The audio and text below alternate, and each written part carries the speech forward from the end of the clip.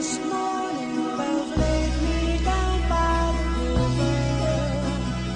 Drifting, I turned on upstream, bound for my forgiver. In the giving of my eyes to see a face, sounded silence me, leaving no trace. I beg to leave to hear your wondrous stories. Beg to hear your wondrous stories. La la la.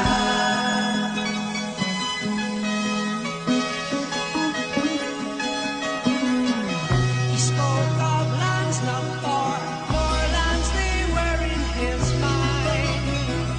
Of vision captured high, where reason captured his time. In no time at all, he took me to the gate. In haste, I quickly checked the time. If I was late, I had to leave to hear your wondrous stories. I had to hear your wondrous stories. La la.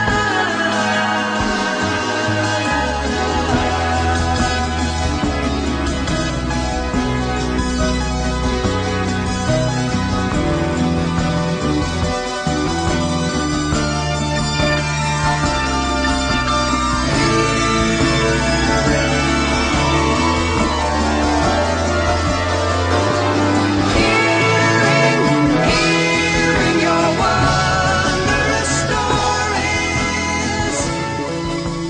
Hearing your wondrous stories.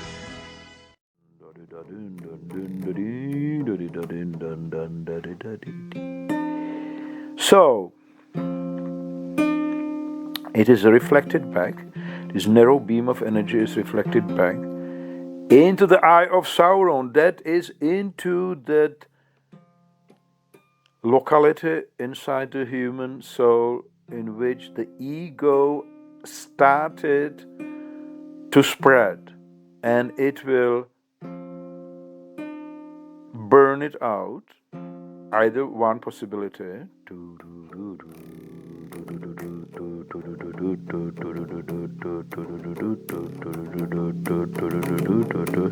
We have to consider that if we will not make idiots out of these people whose ego will be burned out, no? Or it will be reflected into the part of the human brain. We are modern physiologists, so we are not idiots. No? Okay, we are not magicians that are blah blah blah, some mantra and go home. No? It will be reflected as an energy into the motoric brain, into the part of the brain which rules the muscles, which governs the muscles of the body. Okay, and there will be a kind of shortcut. There will be a kind of burning. There will be a kind of deleting and temporal, deleting of those programs that govern the body motion. All muscles that are utilized in moving the body, I think they are about 120 now. Okay, that can be. Some of them are not connected with the lobus praecentralis, also with the front lobe of the brain. So these all the muscles that are governed by the parasympathicus, by this unconscious operational way, we shall let function on. So these humans can breathe. They can move blood, their heart is functioning, they can breathe, the metabolism is going on, but motion, skeletal muscle motion is not possible. They simply freeze. They will become like statues. Even the eye motion will be impossible, because eye motion is intentional. Every eyeball has like 4 small muscles that move the eyeball. You see, we work on this on details. It's not like stupid somehow, okay. Blah, blah, blah. Some druid and la, la, la. That's why the druids and the magicians of the past, they didn't get to the core of the problem because they didn't yet know. This is the paradoxical. We know the anatomy and physiology of the human body, and this is to some extent a kind of fruit of the analytical mind of the human consciousness, which has dissected it all. So that's why I have stopped the first impulse of a reformer who would be too strong, too fanatical to destroy the ego. It would be like burning out humanity out of its humanness. We have to improve the ego. We have to subdue the ego to follow the life-supporting impulses of the human soul and of the human body, which basically is what all the good poets and lovers and admirers of nature have done. They have done something. They have created beautiful gardens.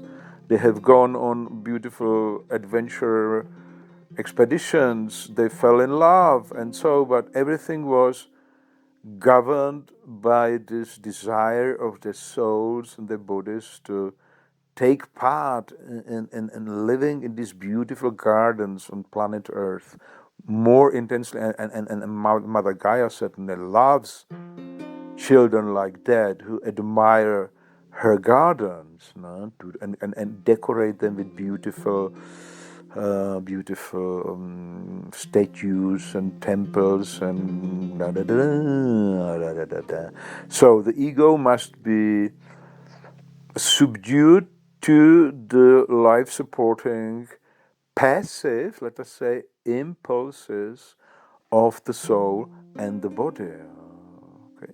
When we talk about passive, you must not expect that everybody will lie down and just simply do nothing. No. If you are running in woods like a crazy hare, or a stallion or a lion shouting wow, running up the mountain, jumping into cold lakes, rivers, and being crazy like a hero for all times, this may be passively induced ecstasy. Even though your body is moving like hell, your soul is passively connected to those beautiful and powerful fields of the mountains, of the lakes, of the sun. And so this is what I mean by passivity. There is not a calculating dwarf sitting, on some ruling throne saying, now we shall do this, now we shall do that, and I mean, you have 5 kilometers to the left, 5 kilometers to the right, and so on.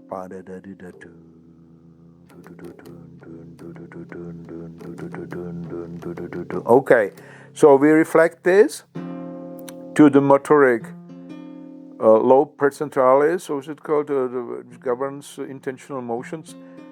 All evildoers freeze and cannot move. All soldiers who would like to, push the button or to shoot somebody, they freeze, because you cannot go into war like a poet, like shooting, like sometimes, and sing songs. It will be fun, but it doesn't happen. These people are concentrated. They aim.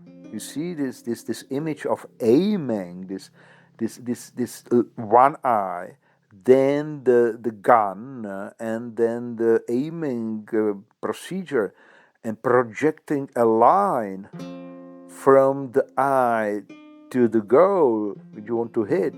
This is metaphor for intentional consciousness, isn't it? Okay. So in this moment, when the intention will be to destroy something, be it nature, be it human, be it an animal, immediately rebounds inside the soul ego is immobilized, let us say the ego is lamed, and at the same time the motor nerves do not transfer any signals. The person, the body freezes, and it stays so and stays so for some time. We shall later decide how long. The same applies for a scientist who is like, pushing some chemical substance into the eye of a hair to see if this is going to burn it or not. Look at this. And immediately he will freeze. Okay, if somebody is on a street and wants to attack a person, and he raises his hand with or without a knife or gun, he will freeze, or she will freeze.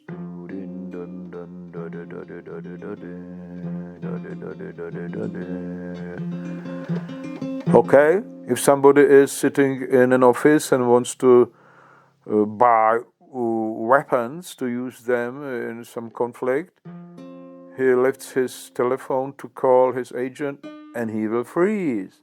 Because the intention, the people are not like, la la la la la la la, and call something, it's somebody maybe about something. Ne?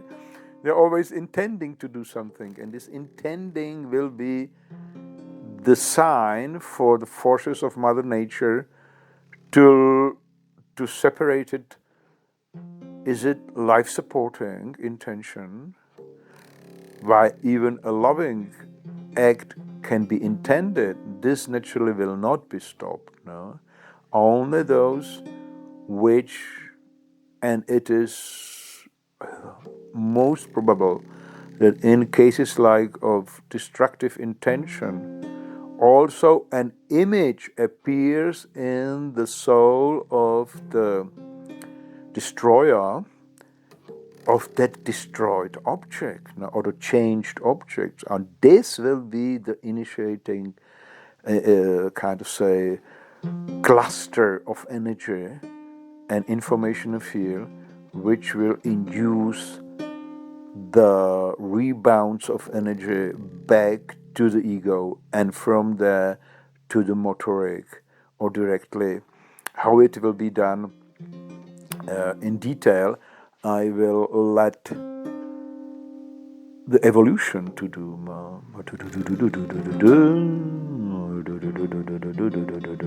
Okay, somebody wants to send money for buying weapons or producing weapons, will freeze. Okay, and this is the solution. Okay, we have it. The planet is full of frozen individuals who are in somewhere on war fields, in bunkers. If the generals start to push some rockets or submarines or planes on the childish, screens, they will freeze. Maybe that's the CIA and the KGB and all the secret agents will immediately start to work on it, how to evade this new power of nature. They will drag the generals and the commanders and the bankers and the producing workers. They will drug them with LSD and with hope that they will produce and plan the war without ego. Well, then this has been already clearly shown that it's not impossible. They will make fun of it. Okay, so this is not the solution. You cannot drag somebody. You cannot artificially dissolve his ego and then demand from him, consecutive action. The only way will be to train certain magicians to lovingly kill. Okay, and this is also impossible.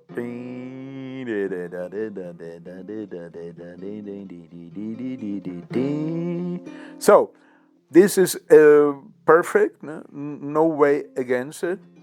And now we have to talk about the details, moral details. We have to have some morals, rules now, what shall happen next. Nah? Okay, we do not want to leave this planet full of unmovable human statues. Nah? Okay, certainly the lovers and the bards and the adventurers and nice boys and girls who work in the gardens and wise men going through the forest and collecting herbs and children laughing and on playing tennis and skiing. This all will go on without interruption, and it will be even better because as soon as somebody comes and wants to hit you and stop you, he will freeze.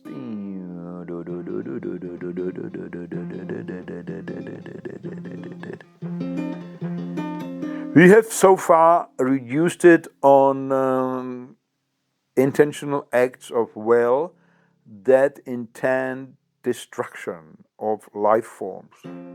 Okay, this is for the beginning, it's enough. If it can be later spread onto like acts of theft, okay, we don't consider now because we can't do everything in one day, in one session, no? And maybe also it's not necessary, as long as the integrity of the living bodies shall be preserved. All kinds of teaching and experiences are necessary nevertheless for the growing of the soul. Now we don't want to make this like a laboratory situation in which nothing can be done wrongly. Doing wrong is necessary to understand the difference to doing good. Okay, but destroying the body of somebody who wants to learn is absolutely unacceptable because he cannot then learn and he cannot then enjoy the full potential of his human existence. Okay, so we stay by this. They stay in this condition for a month. Okay, they can be fed artificially. They cannot move, they cannot eat. They can be taken in the form that they have been frozen into some area that when they are collected, so that they do not make the landscape ugly. And then they can be kept and fed and, taken care of. That will be probably done by their relatives, because the relatives will be interested on their survival. Why should we, who are good, in the sense of loving nature and enjoying the peaceful life and creative life and adventure and skiing and tennis and whatever, dancing and painting and working in the gardens and in workshops, why should we care about those envious life haters? No. They will be taken care of by those who want to take care of them. Okay, let us make it open. Let us make it open for those who want, who feel somehow. Maybe there will be some who feel like, oh shit, I am in danger that my bad intention frees me, so they can, like prevention, they can go to these centers for those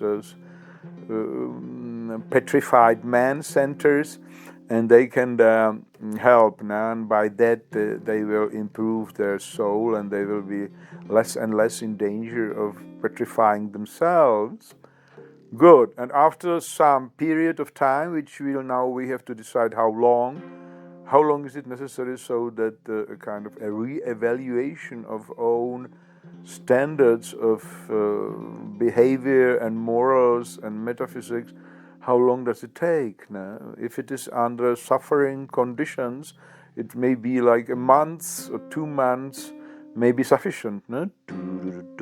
After such period, they will start to thaw. What is the English word? They will grow softer, slowly, and they can then start to move.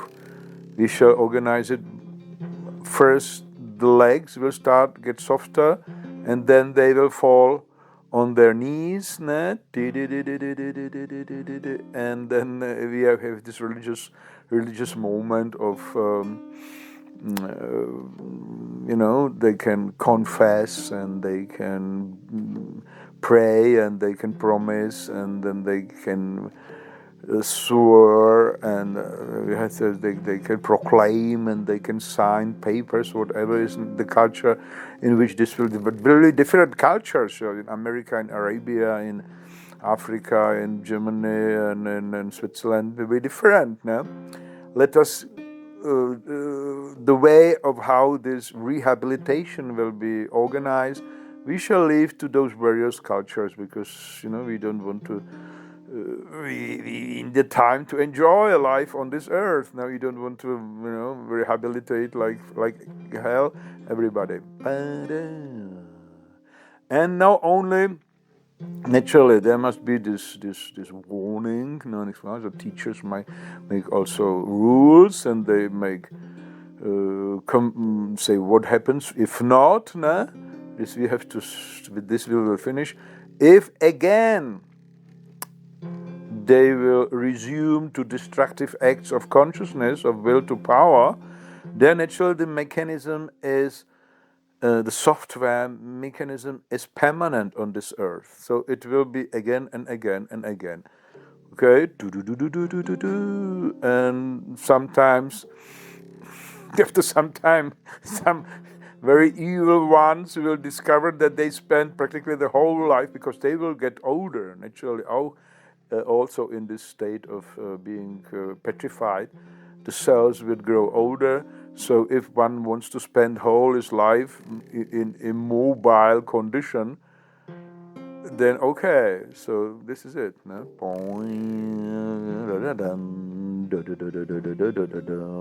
So I hope this was mythical, poetical, imaginative, and also medically and physiologically and philosophically acceptable way of saving the human race from its present-day crisis on the planet Earth. I propose this to, as I've said at the beginning, to either the Intergalactic Committee of the local cluster or whatever.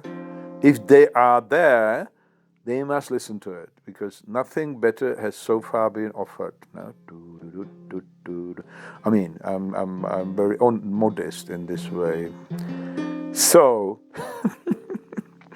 and by the fact that it will be transferred into internet, it will be in the electromagnetic wave form present in the cosmic space, so they must get at it. And if they are on a higher level, which I suppose they already have it now, because they are breaking their ears for all kinds of really viable and practical improvements of their creative process. And if they are not there, make a break. And if they are not there,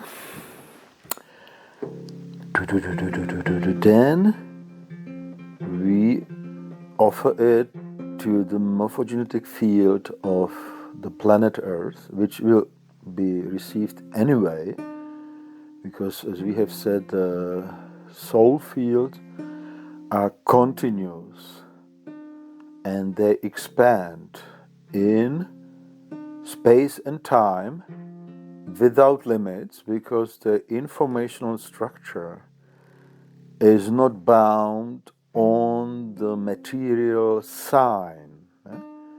We know that the bits in computer are basically occurrences of electric current, yes or no. There is a space in which this electric current, or if you would call it a kind of spin of an electron in a quantum computer, it's nevertheless some material subatomic particle which has a certain state or not, and out of this yes or no condition, information is then extracted.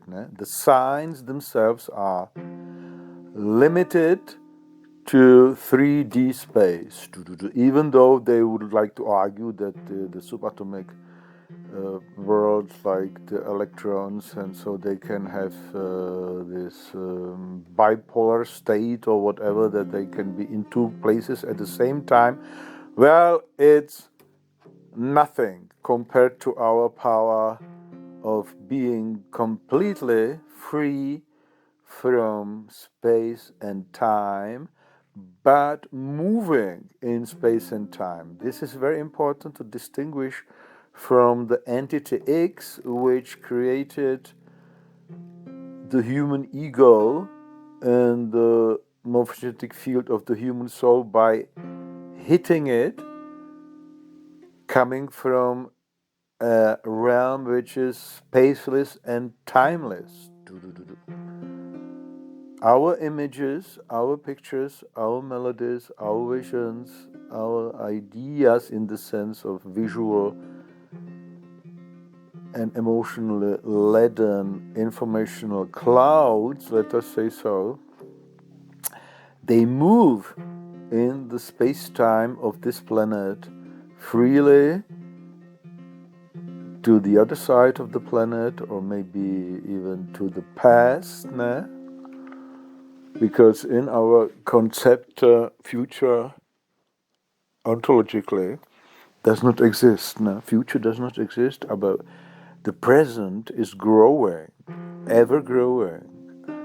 The present moment is all there actually is effective. The past does not also exist as a kind of frozen gallery of individual moments. Now you could go back through these frozen moments, or maybe they would be dynamic. So traveling to the past is impossible for us, for biocentric phenomenologists. Traveling is possible only in the informational field, that is in imagination. That's why we also suppose that due to the great distances between the galaxies and planets, a travel will be easier, or is easier, like on an imaginative bark, on the Argo, on those imaginative mythological ship, and then it may be in the future. If we say in the future, we mean growing present. We have to change language. As Nietzsche has said, we shall not get rid of metaphysics, the old metaphysics, which operates in three-dimensional space with cause and effect and solid objects with quantifiable qualities, and so we shall not get rid of that metaphysics as we won't get rid of grammar, because grammar has grown from a very primitive state of the human apes. They started to be men, they started to shout, and they started to name things. They were really worried about, if the tigers are coming, or that the fires will stop burning, and so on. So they have concentrated completely only on that which was to be felt, like hunger and fire and wounds and cold, and what was close, what was near. It was a bodily dominated grammar. We have then later used those bodily and closeness dominated grammar to use it like in abstract terms, so to invent words like democracy and freedom and love and truth and so. But nevertheless, you cannot get rid of it if one started in this way, okay, so we think about all those abstract concepts as if they were existing like things.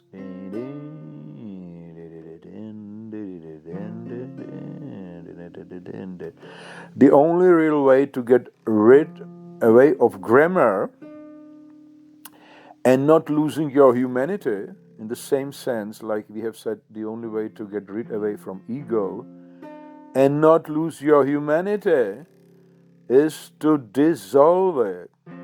Dissolution is not destruction. It means that the components out of which the ego or the grammar is composed will depart from each other. They will not build a dominating structure. They will not have power to catch into their structure everything which is living, which is without concepts, without grammar, without egoistic impulses. This will be dissipative structure, dissoluted structure of the ego and of grammar, and as such it can be a servant. It can be a good servant for the images, feelings, emotions, and perceptions of body and soul. Yeah? And then, in a similar way, a poem consists of words. And if you make an analysis of a poem, you can find a structure there, a rhyme, scheme, an alliteration, and all kinds of structurally describable grammatical, parts. But it all is used cleverly or in an inspired way by the poet to, to bring about a feeling or to create an image which will fascinate the reader or the listener, or the same in painting. We are talking basically about an aesthetic function to make the life beautiful, and like that to save it.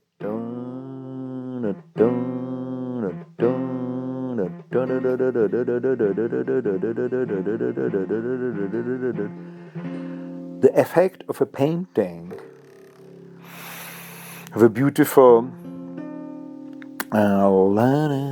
landscape or cannot be calculated by scrubbing all the paint from the canvas and dividing into color groups according to frequency, some electromagnetic frequency, measuring the quantity of red and yellow and blue and violet paints, and then it's creating a structural kind of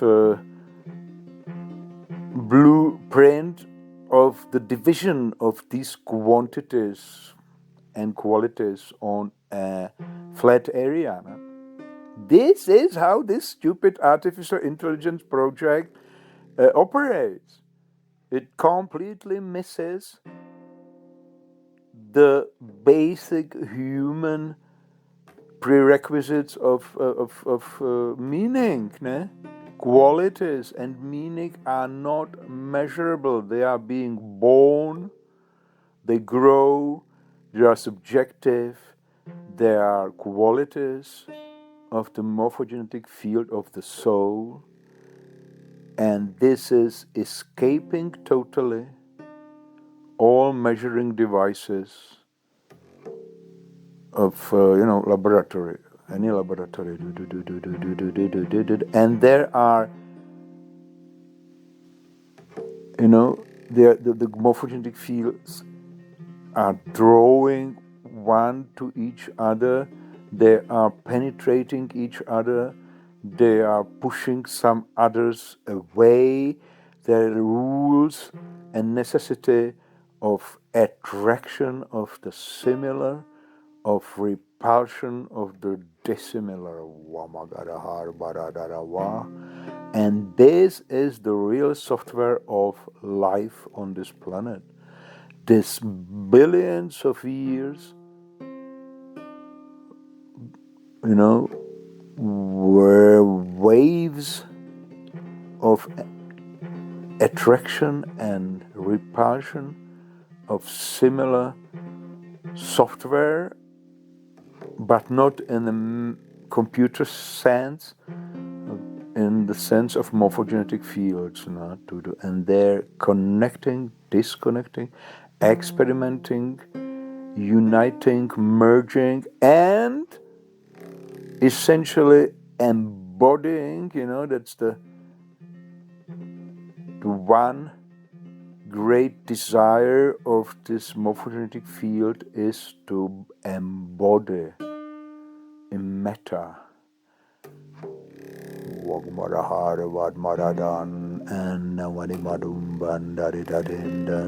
And like that, all the plants and all the animals were grown by software experiments of the planet Earth. No? The driving desire, we cannot say force. We must be very careful when we come to the poetical rewriting of all physics and mathematics and medicine and whatever, because this grammar which we have used, this brutal, this barbaric grammar which arose on apes, on ape consciousness, on ape soul, has brought us into this shit. Basically, we destroy everything, which becomes complicated.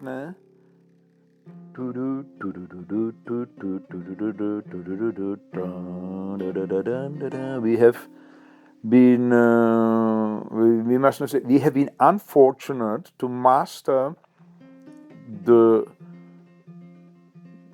raw mechanical processes of matter, okay? The part of the matter which can be separated from the soul and killed during that process, we can work upon. That's why we have machines. That's why we have machines that function. They are made of homogenized matter, out of which the soul component, this morphogenetic field, has been,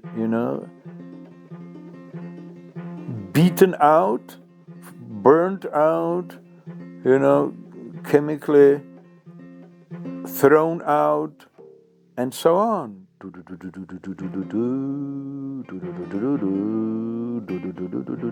And stupidly enough, we will destroy ourselves and the biosphere by exactly this soulless machines, because they do not have this inbuilt precaution that if, like an animal, okay, an animal kills if it is a predator, but once it has killed his dinner, it's over. It lies down, legs up, and enjoy, the digestion. And mainly, if you watch the tigers on hunt, you can see videos about everything today. They are very unsuccessful during the day. Like 10 times they try something, nothing happens. The animals that are there are faster and clever, and they escape.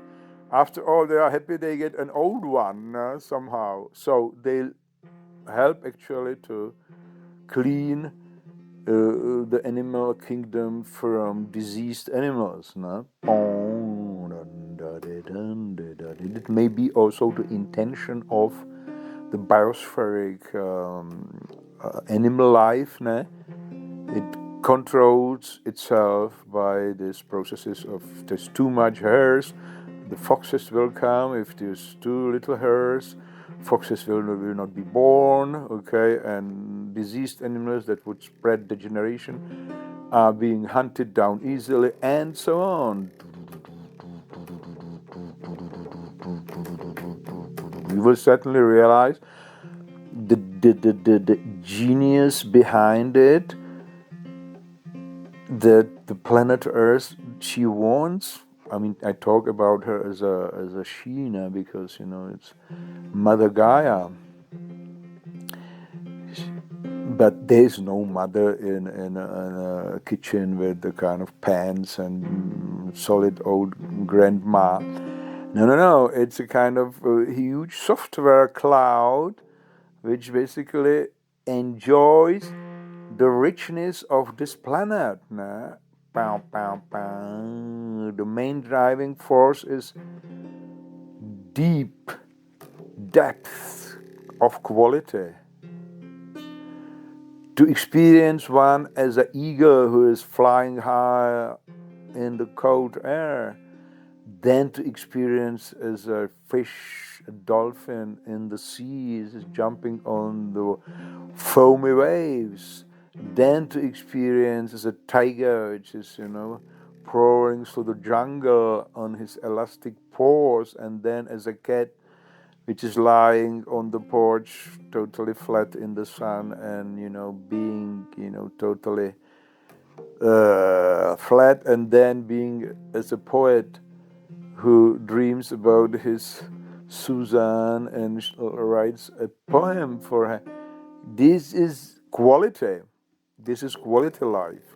The Earth Mother, this cloud of informational possibilities, is desiring, attracted by quality, okay, and depth of experience.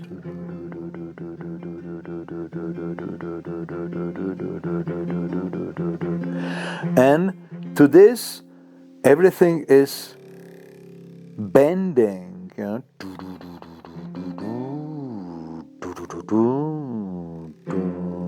And the destructive element which has attacked Mother Gaia from some other evil, I would wanted to say evil, but it's also human, from some other unimaginable realm whose desire is death.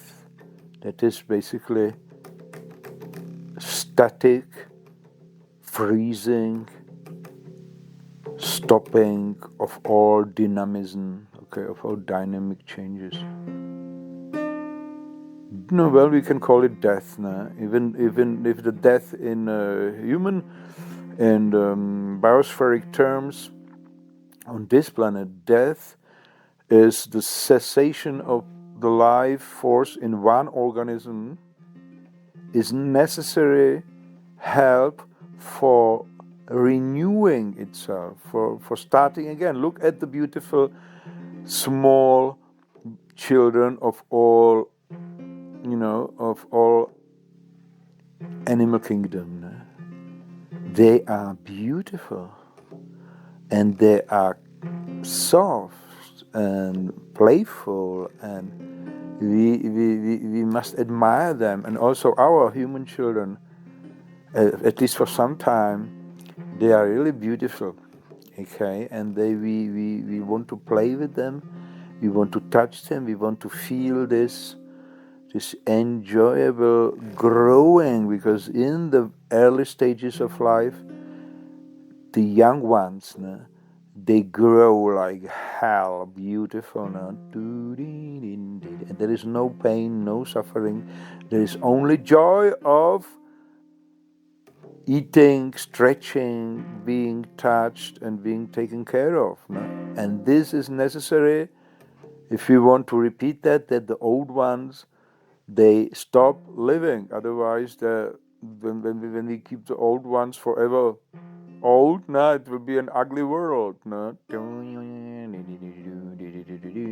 The only way you can do it is to destroy all life and put here artificial intelligence in artificial bodies. No? And this is, I would say, the final formula of this life-hating. We cannot even say an hating, because hating is an emotional condition. This life enemy is maybe totally mechanical. It doesn't have any emotions. So we are dealing with a kind of monstrous anti-living force, anti-life force, which is a mechanic. No?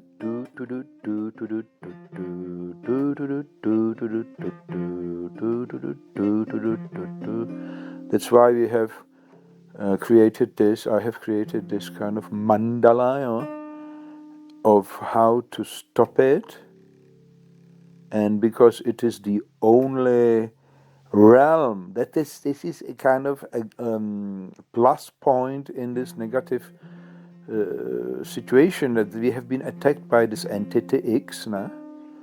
Mechanical anti-life entity X, but it could, and this is our hope, it could not simply attack the earth like, direct and destroy everything and put some robots here.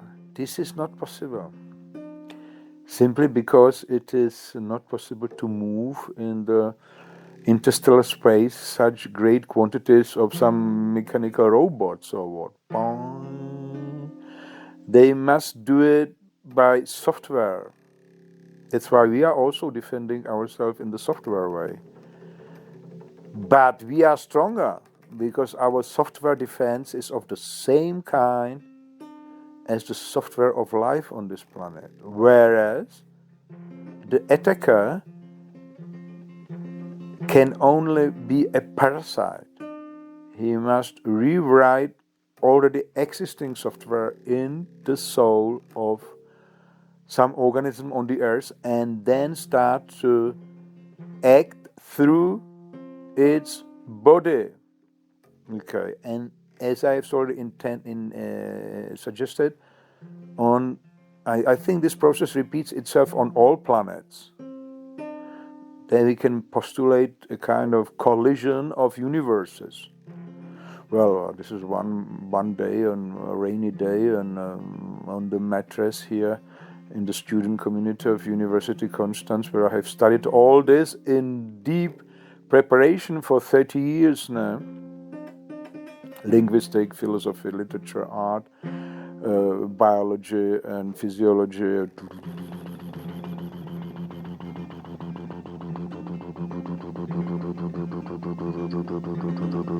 So we make a big picture.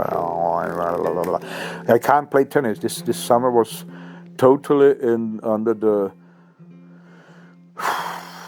sign of tennis every day for several hours. Now it's raining. It is autumn, and so we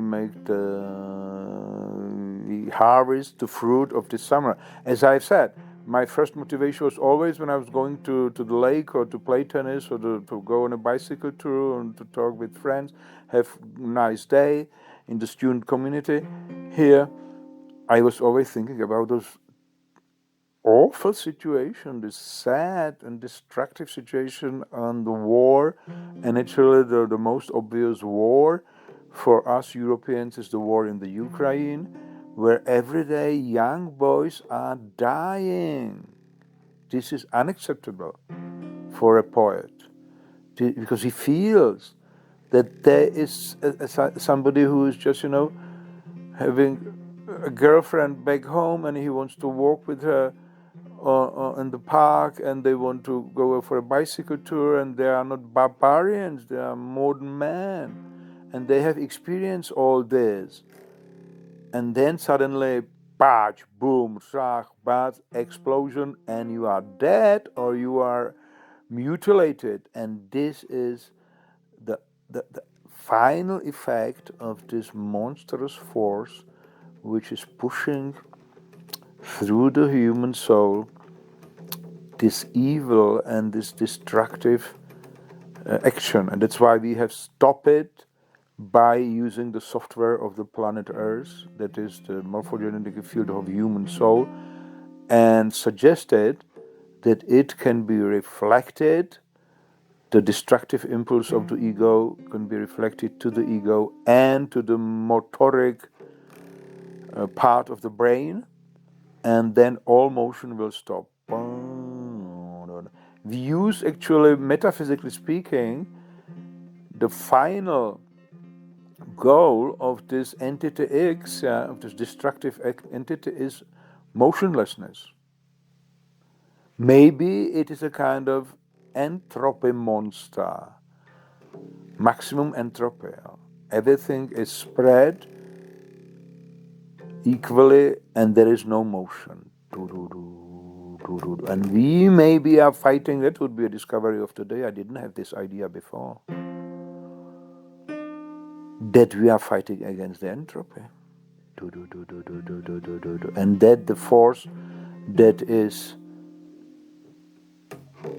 enhancing, enlarging the entropy is the death mechanical force, whatever you call it. Okay.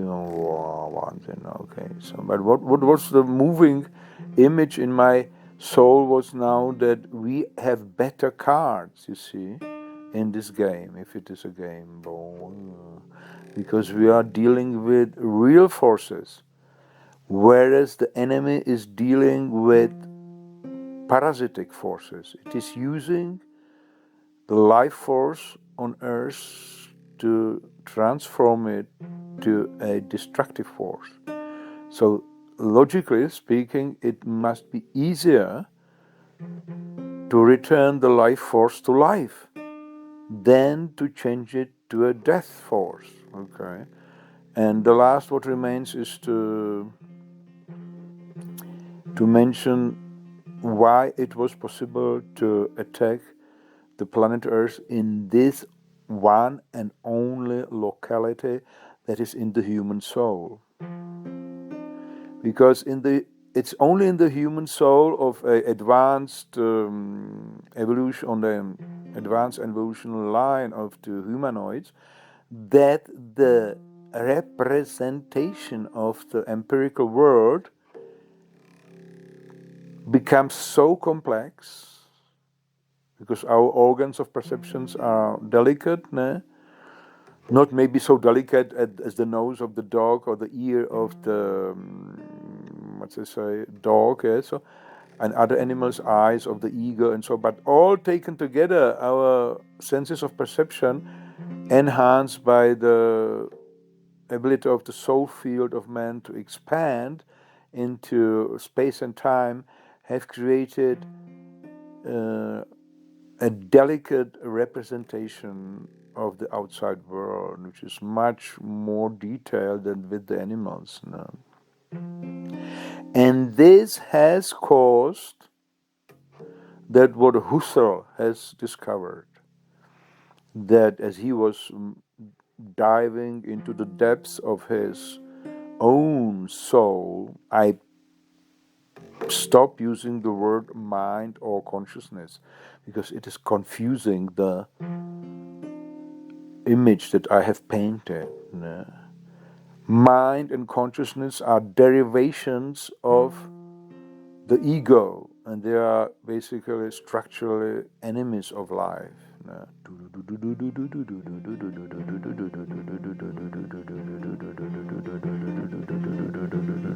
Nietzsche, who is one of the deepest analyzers of the processes in the human soul and the human body, he has an article or a chapter in his books which is called Consciousness as an Enemy of Life. Beware, beware.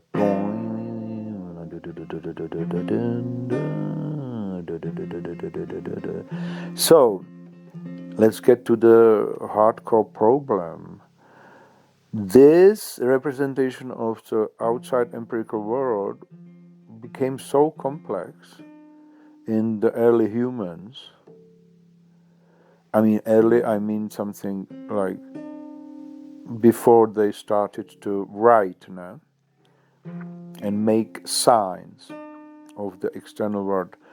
It became so complex that the mirroring process had to stop for a fraction of a second, or even shorter period of time. I don't know how many times, picoseconds or whatever. It's all measuring. Simply, it had to stop for some moment, a little moment, because otherwise it could not be condensed into a wholesale picture. To say, if you look at it optically, but it's not only optical, it is all organs together now. Representation, a complete representation of the external world was so complex that it had to stop periodically from time to time to collect several moment images. You could think like of a film. Nah? You have a film. There are frames, and the frames themselves are immovable. And if you push them in front of a light source quickly, then the image moves. So as if little immovable images were stacked upon each other, and then we lived in an illusion of a dynamic world. But it is not so essential as in the film. It is somehow different. It is these metaphors using by the film real, no? Film stripe is only a metaphor. No? How it really is, we shall probably never know. But Husserl has, and he is one of who looked deeply into his own process of constitution. He calls this process constitution of the inner world, where phenomena are experiences, are constituted. They are not produced. It is not a reflecting eye, a reflecting surface of a chemical substance which is registering falling photons, as it was in the cameras, in the analog cameras. This is different. The soul processes are completely different from the material processes, But nevertheless, there has been a kind of static moment, and as the essence of the attacking enemy is immovability, static, and of dynamism, then it was in this place where the parasite and the attacker could enter into basically the biosphere of the planet Earth. No other place was suitable because the elements like the rivers and the lakes and the winds, they have an information field, they have a software. But this does not reflect. No? Plants are similar. They reflect slowly. That's why they grow slowly. They reflect the cosmic forces, the elementary forces, the rain, gravitation, and sun rays, and they reflect them slowly and continuously. Animals move faster. Okay, they also mirror the external world much faster than the plant. They constitute in their souls, because all animals have souls. They constitute the external world very fast. A tiger that is running and the hare that is running away, they get a lot of quick processing. But, as I say, it's so local. A hare that is running for his life is an expert in interpreting the terrain in front of him, let us say, to some distance, I don't know how exactly, but not too far, because he makes just fantastic jumps to left and right to confuse the predator. And if he manages to escape, he lies down and breathes heavily, and then suddenly, after some time, and the predator goes away, the hare realizes nothing, but he smells he's gone, and he starts to bump on grass as if nothing had happened because he forgot. He's definitely not going to stand up and retrace his track and say, well, look at here. I have made here a little mistake that could have lost me my life. Next time, I must, change my step a little bit. And then he would put a sign there, running away from tigers and wolves, teaching a workshop, 1 weekend, 2 carrots. This would be a humanization process of the hare. This did not happen. Okay, this did not happen because there was no necessity. Everything what happens in the biosphere on the planet Earth happens out of necessity. Great Nietzsche's erkenntnis, as a discovery of Nietzsche, or the formulation. He didn't discover it; he formulated an obvious fact. Nah? There's no one in control. Everything happens out of necessity. That which is not necessary does not happen. Oh, interesting. Also, we could apply it to our situation. Because the destruction of life on the planet Earth is imminent, bards are painting mandalas that hit the very core of the problem, so that the generals who want to push, or crazy politicians who want to push the button to start the rockets, they will freeze. I hope. Mainly if you agree with me and you feel that it is so, and you will emotionally support this image by your own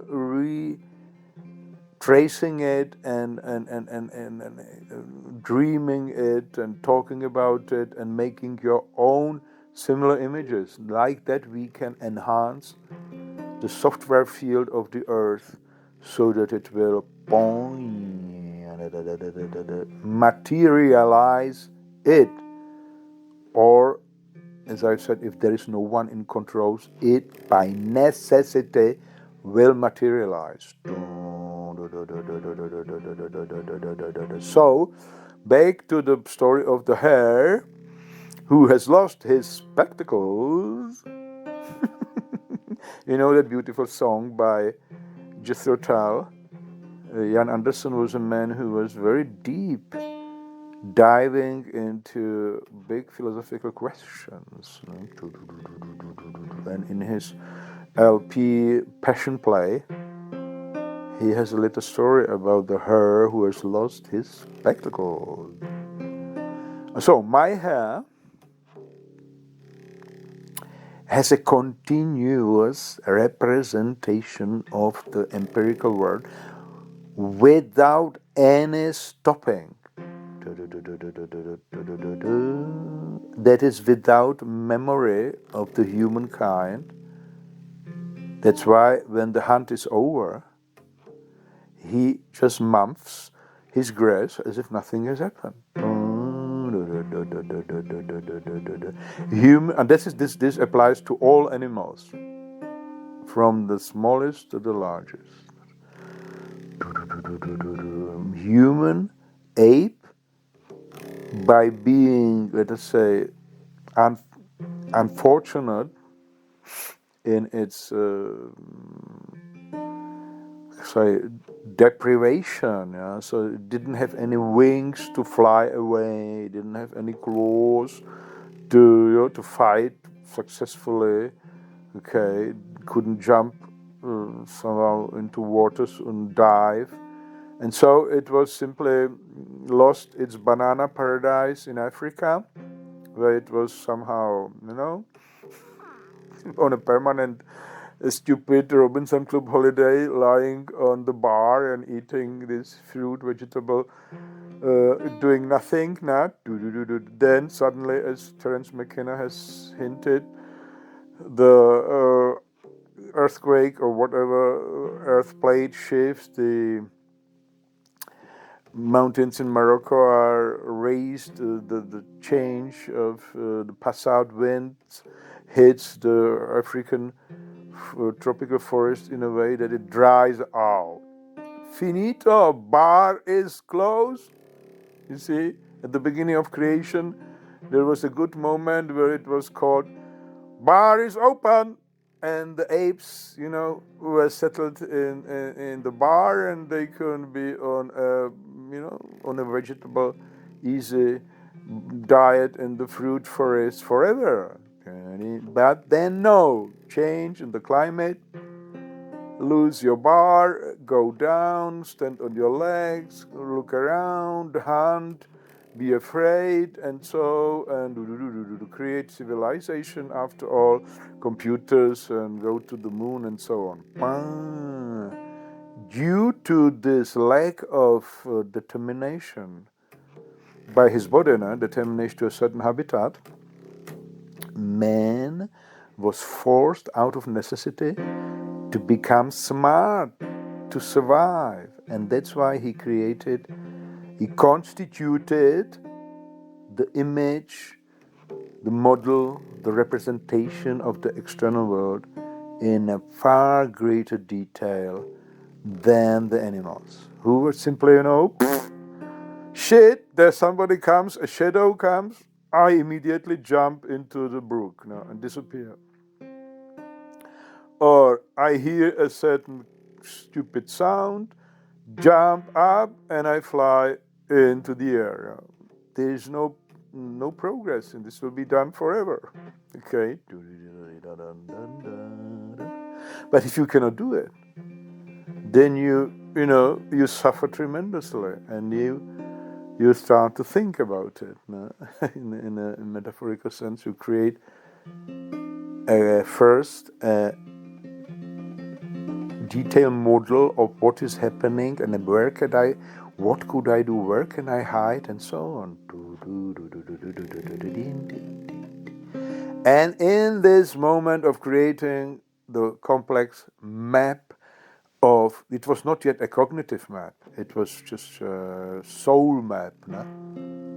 Images, emotions, pictures were there, but it was so, so rich.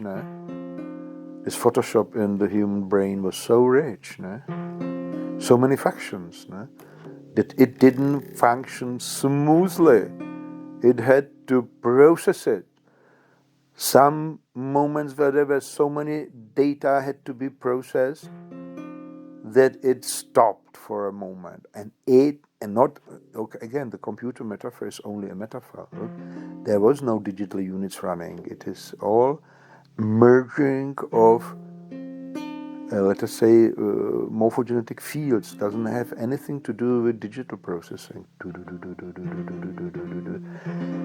But nevertheless, also there was a kind of stopping, and in this moment of stoppage, the essence of unmovable death, of entropy, of the highest level has, somehow invaded. And then it changed the morphogenetic field of the human, so of one individual into an ego. And out of this ego, then, you can imagine that spatially has the wave of change, this functional, quote, reprogramming unquote, no? Redefining, remolding, reimagining has spread from the ego point in the functions of consciousness. I see an object, and there is an object, frozen object, form, line, okay, shape, and in the moment when this object was limited, immediately arose also the ego enhancement, because it was I who perceived this object. No? So, and there was immediately then after that self-consciousness, okay, that reduced the human essence, which before that was body and soul, very rich, reduced it into this one calculating ego point, an ego cluster.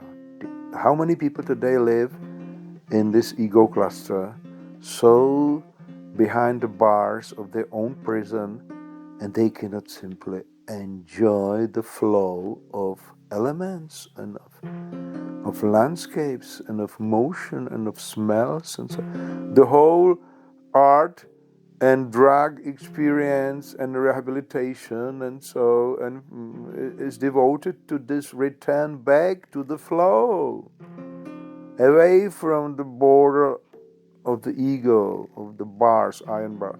Then it follows and spreads on, and it creates the personal will to power, egoistic will to power, because if I like this, then I don't like that, I have to have this, and if I don't have it, I'm angry, and so on. Here, Buddhists have done a lot of work of this thrishna, this clinging to concepts, to perceptions, and so. The Buddhists, the Brahmans, were the great masters of dissecting and analyzing this process of phenomenological flow and hindrances and so and kusala and akusala and healing and distracting and wholesome and unwholesome, and the Abhidhamma and the Visuddhimagga are great cartographies of human soul and body and spirit in such a detail that sometimes one may suppose that they have left the sound basis of differentiation, and they have reeled on and on in an independent, super egoistic kind of ideology. After all, they were professional thinkers, conceptual thinkers. Okay, and then follows that what we have described it already, personal, egoistic, conceptual thinking, which is a repetition of the objective perception, of the personal objective perception. No, the objects that are now perceived or imagined or constituted or theoretically thought of are in the realm of abstract concepts. Now that we have the European line of great hard workers in this realm is Socrates, Plato, Aristoteles. They have hacked out this kind of concept, idea, theory that has then dominated the Middle Ages in Christianity and Wahangans, and then once it was fixed, the rest of the philosophy and science has repeated it in the so-called New Age, that is since Renaissance until today. And now we stand here, and the planet is full of destructive machines that we have created, as theoretically thought about, and then created. Not created, bird word, produce. This is production. Production as the excavation of material and then homogenization of the body of the earth into materials out of which, according to physical laws that were discovered and material kind of production processes and abstract planning machines are produced until the destructive bombs are produced that can erase the life on this planet completely. But all because of that moment of stopping in the soul of an early man, let us say some 20,000 years ago, before he started to make first signs, because signs, be they pictographs or alphabetical signs, are an embodiment, material embodiment of this stopping, because a sign is permanent.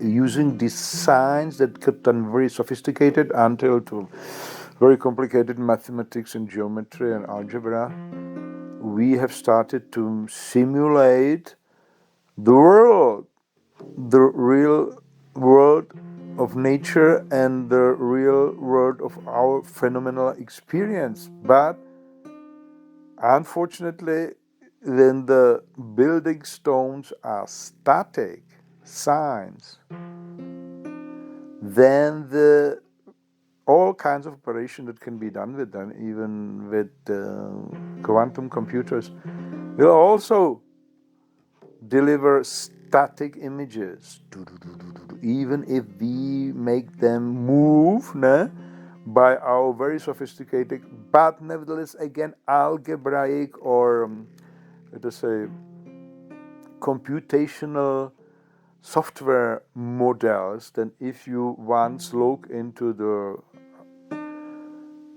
programs as they are written, it is again and again algebra and signs, and these signs are immovable traces of something on some carrier, like ink on paper or a book, press on paper, or a typing machine, or a change of light crystals or whatever it is on plasma optic parts on the flat screen of a computer. These all are signs, static signs that can move, but the motion is programmed again by static algorithms. It's an illusion of motion. Organic motion is not caused by static software, but by dynamic merging of morphogenetic fields that are continuous. Like this is Sheldrake is master of this. Like he supposes that the shape of animals is a result of a permanent embodiment of dynamic morphogenetic field merging and changing, especially in the art, like all dogs look like dogs and all butterflies look like butterflies, because it's one field that is inherited. It is the memory, that the growing process is more akin to the embodiment of the memory of this species, then it is a kind of stacking and growing of molecules somehow, under the pressure of the surroundings and of metabolism. Rudolf Steiner is also a discoverer of this, and he takes it from Goethe. This is the kind of the first expression for the morphogenetic field is the Urpflanze of Goethe, which he saw, interestingly enough, as a dynamically changing image, no? The soul of all plants. No? We have a modern image of it in the film Avatar, where the Aiva, the tree, in front of which all the Navi assemble in an ecstatic ritual. We don't know how it was dealt with. If the Navi certainly have a personality, they have certainly an ego, but they have also a ritual to get rid away of the ego by dancing and singing and, like a hippie session in front of the Aiva. And then they can connect with the memory of the species, with their own memory. And interestingly enough, there is this scene in which you can hear the voices of the ancestors. That is again bringing a supporting notion to our theory of the Akashic field. The Akashic field, which is an informational field in which all, let us say, emotional states and informational states of the individual body fields of the ancestors are collected, and they can be heard, they can be utilized, by the living generation. This is not so far away from modern philosophy, because Heidegger has the similar concept of the so-called Die Gedächtnis, especially calling it Die, because in German it is Das Gedächtnis normally, but he calls it Die Gedächtnis to point out the difference of the individual memory. Gedächtnis is memory. So he says this is the realm, informational realm, in which a deeply thinking philosopher like he was can hear ideas and thoughts of other great philosophers, that everything is there stored somehow, that is a dialogue between deep great thinkers goes through these Akashic records. Our special contribution to this is that we postulate that only such informational fields that are spreading without the borders of the individual ego reach the Akashic records. Okay? The supra-individual morphogenetic field of the planet Earth, according to our interpretation, contains all ecstatic states of soul and body of all men who lived here. That's why, as we have already hinted, if it is true, as somebody has suggested, that in the history of the human race, some 5 billion individuals have suffered a violent death, then in the moment of the violent death, they have had a certain quality of the soul field. This moment of utter despair, okay? And this has been stored because it was freed from the, depends. We are not expert in dying, Some die clutching to their ego, some decide heroically and poetically that it does not count anymore if I die now or later, because the body is dying, and the soul is darkening.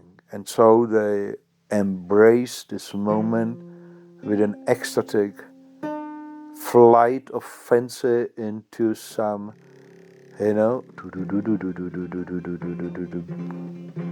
spiritual realm or beautiful moment of their life, or the shining sunlight, or a beautiful whatever they can save from this terrible, especially if we talk about a war situation in which there are no silent waterfalls and beautiful butterflies flying around, and on which you can fix your last moment. But nevertheless, there are many of those moments that are ecstatic, and we suppose that they are calling us, like from the Aiva tree, they are calling us from the Mother Earth tree to stop this killing.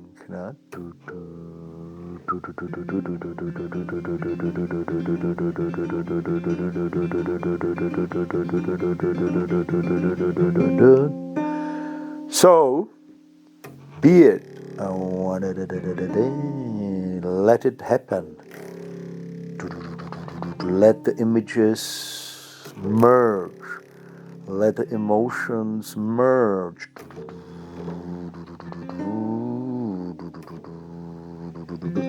And let all other galactic, we are becoming gigantic, titanic. The idea is that this process of the birth of intellect in a living biosphere, in some organism, on any planet, must go out of necessity through these stages of emerging out of the animal or the unreflecting art to the reflecting, in our case, human art. Maybe different on other planets. Then the long time where it is growing, and then the relatively short part in which the first signs are created, where the representation of this planetary biosphere and these individual organisms gets so dense that the moment of stoppage, this what Husserl calls retention. Edmund Husserl, everybody should know about him, the founder of Phenomenology. He had this right feeling that the European science is lost because it is operating in the realm which is not real. That it is since the Renaissance, it is operating in the realm of conceptual, cognitive models. They're talking in words in those scientific institutes, and they are missing the essence of living nature there. So that's why he wanted to return back to what he called the essences, the crisis of European civilization, the crisis of the European science. Was the first book. And he was watching closely into his own soul and body, what is happening actually, truly, before we make it to conceptual maps. And he has written enormous pages, and forever and ever and ever. Like if you look into the Husserliana, it is a kind of unending flow of descriptions which can never end. But this is good so, because this is the true way how it happens. It never ends. And writing it down is a great feat. great act. No? Okay, so this is it. What happens on any planet? The representation of the empirical world gets dense and complicated, and there comes a moment where it has to stop to be constitutable. And in this moment, immediately, let us say, the spirit of what we call it now, the Klages calls it the entity, the acosmic entity X. We have today, in the rainy day, we have discovered that it may be the spirit of entropy. To make it very modern, not to talk about some monsters, other universes that evil forces are, No, we cannot imagine. This is the trouble. We cannot imagine it because it is different completely. And any image we would give to it would come from this universe. But its effect we can watch. And the effect is freezing, stopping of the human phenomenological constitution of the image and meaning of the outside world. Concepts arise, signs arise, words arise, okay, and maps arise, and written laws arise, and timetables and schedules, and mathematical signs, geometrical shapes, and so on, so on, so on. Wow. Actually, everything on which our so proud civilization stands is made of static models, and they can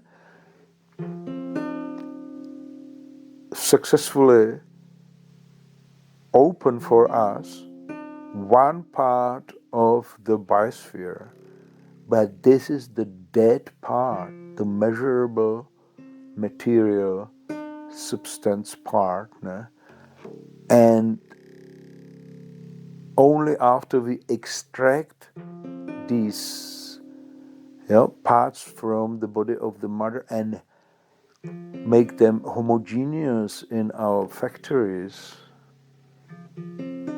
do they behave exactly like our, physical laws?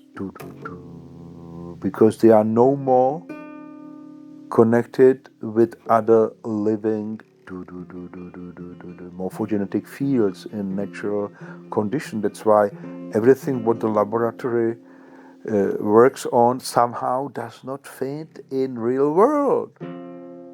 That's why it is frequently, shit, as Nietzsche has discovered. All scientists, all thinkers who operate in the mode of egoistic consciousness, and all religious leaders, all politicians, all teachers, have this motto: fuck the world, long live our model of the world. Okay? Okay. And that's why it's very difficult to fight them, because as soon as you fight them at the academic level, and it with arguments and logic and books, you become one of them. In the process of defending life, you lose it. Terrible, terrible. Like I first understood it at the university here, Constance, when I wrote a paper about the rise of humor in the novel of the 18th century in England. And I studied all kinds of theories of laughing and humor, and how does it structurally how could you describe it structural in the text and so on. What did Freud say about laughing and so. And suddenly I became very serious, and I was, without laughing. I didn't enjoy life. I was writing a book on laughing. Fuck, no. And that was the first hint that something is completely wrong. Then I was fortunate to take part in a Buddhist meditation course on a university level, which was, I think, the only one in the history of German universities at all that was held at the University of Constance in 81, 82 by Professor Kantowski and the psychiatrist Mirko Friba. And they made a good job, because even though they themselves were believers in the Buddhist model, they nevertheless were academicians enough to point out all the origins and all the dangers of the ideologies and so on, and all the traditional roots of meditation. And so I was able to look deeply, and they had, above all, they had great methodological approach. They had brought monks with them from Sri Lanka, and they were teaching meditation truly, and like it was in a monastery on Sri Lanka. And out of that, I have gained an insight into the constitutional processes of my own soul, and have realized that there may be a great danger in analyzing them in an academic way. Fortunately, I was able also to write poetry and be crazy enough and fall in love and do a lot of sport. And in this comparison, I have developed this my approach, which was then crowned by a detailed lecture of Nietzsche, Heidegger, and finally Ludwig Klages, who is the one big boss of phenomenology for me, because he understands this very tricky fact that, as I've intended, all cognitive functions are morphological or functional changes of the soul. And this is in agreement with the Nietzsche great moral kind of theory, that there is only one source of life. It's either strong or weak.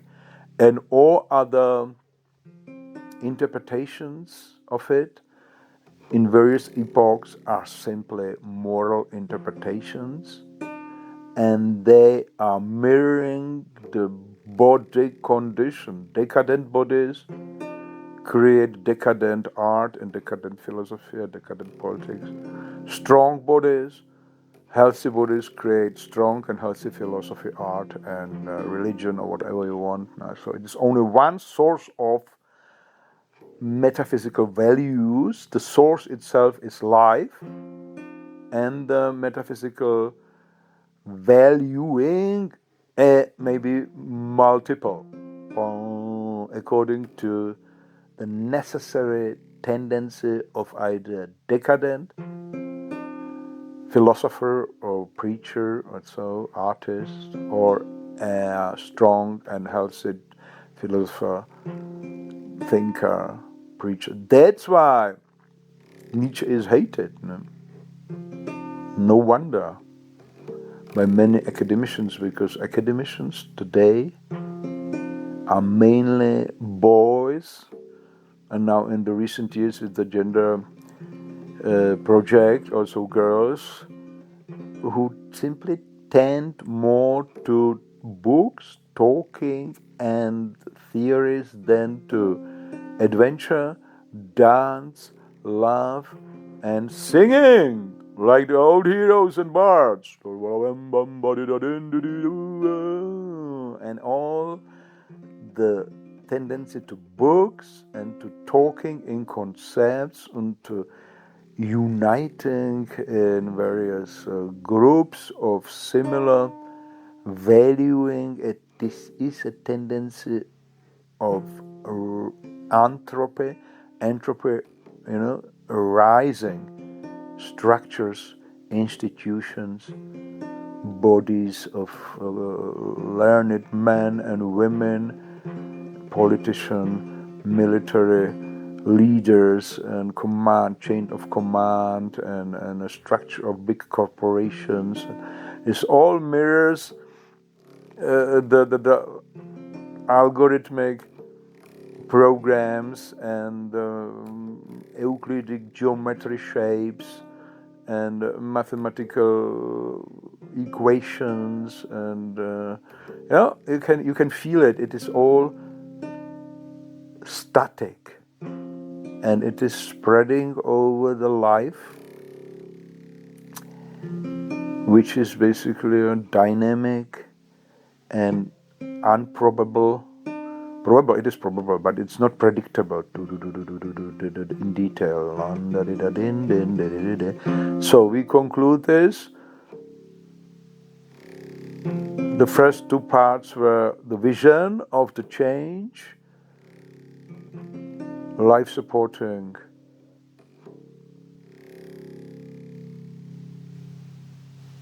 images were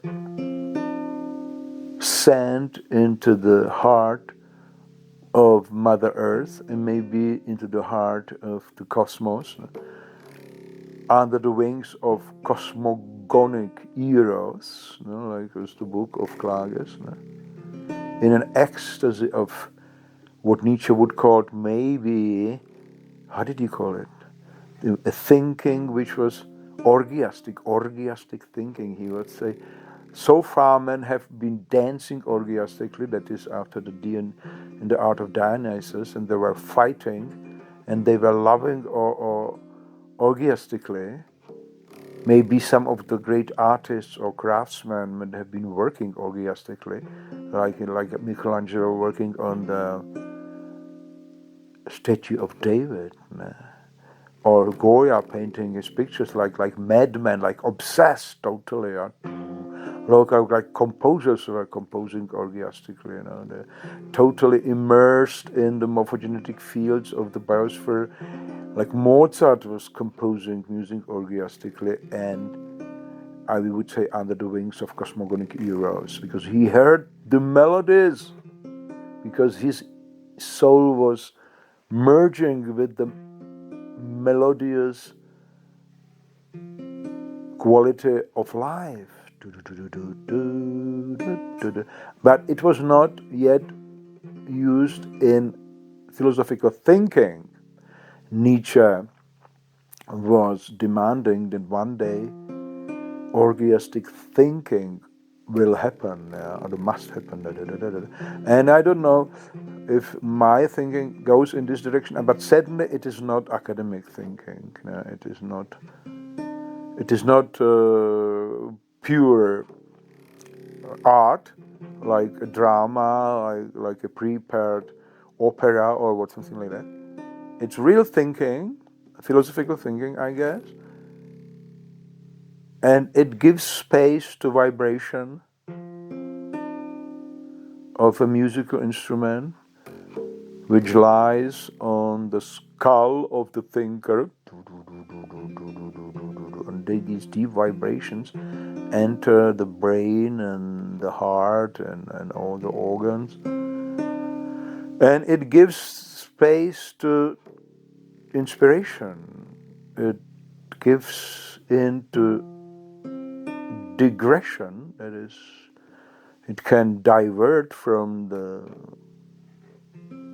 course of images and suddenly been drawn away, which also Heidegger has used in his theoretical speeches about language and speech. He said that digression is the essence of human speech when it is deep, when it is inspired, because in our model it is the morphogenetic field of other thinkers or of life itself, which is, pulling me away, and I follow it. I let myself be dragged away because it's passive.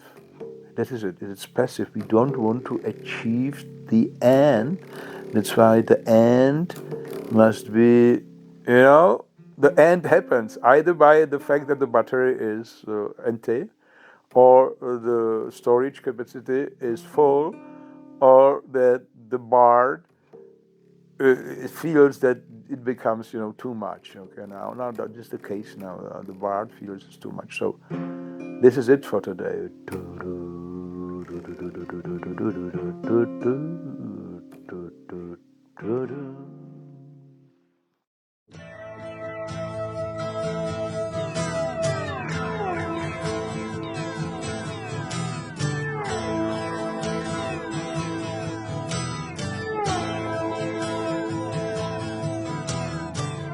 We told our tales as we sat under morning sleepy sky.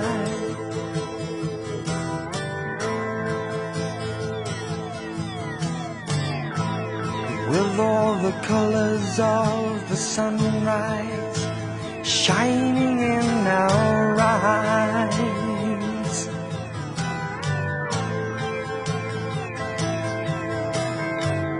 One then another with a story of yesterday's life.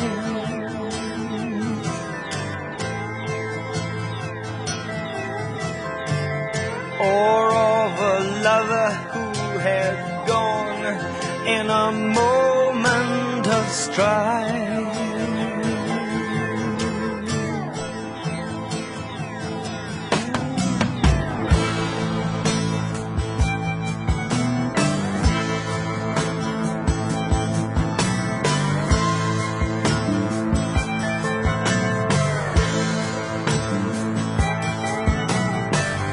No thought of sleep ever dwells upon the wise man's mind.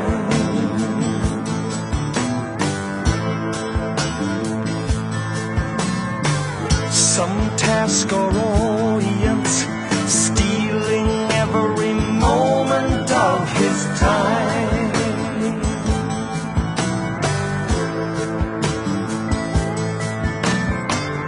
Thus we have learned to live while mortal men stand waiting to die.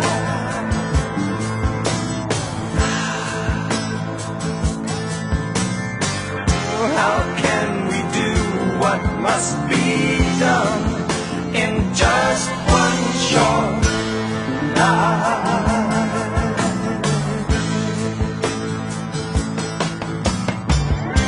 And if you ask, then you must know. If you still doubt, you should be told. It was not we that made it so. It was by those who went before.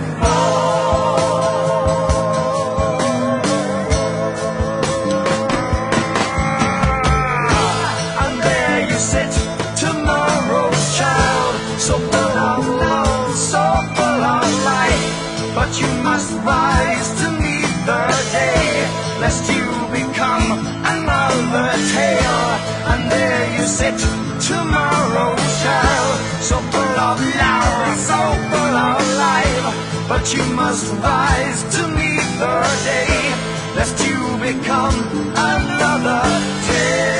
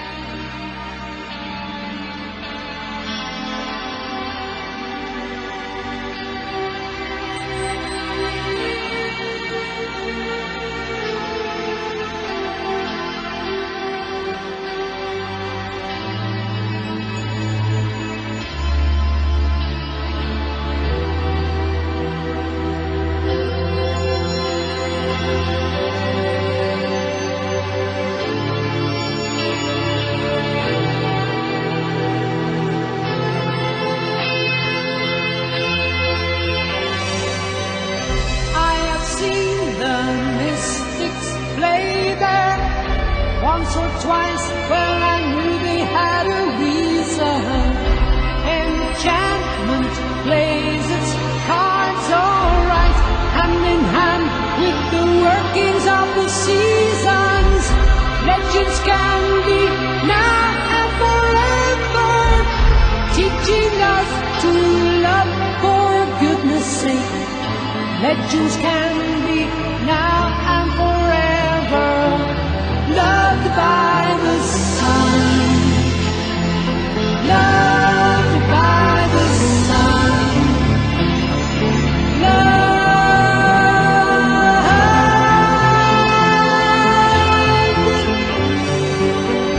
Two and two go so close together, whether there is hope that is torn apart. In the words of all that singing, hand in hand, the beginning is at the start.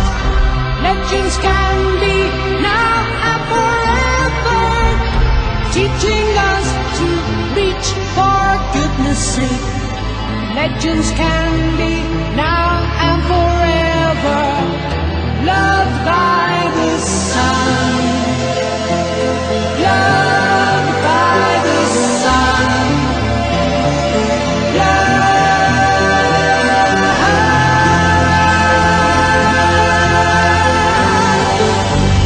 Who sings of all of love's eternity? Who shines so bright in all the songs of love's unending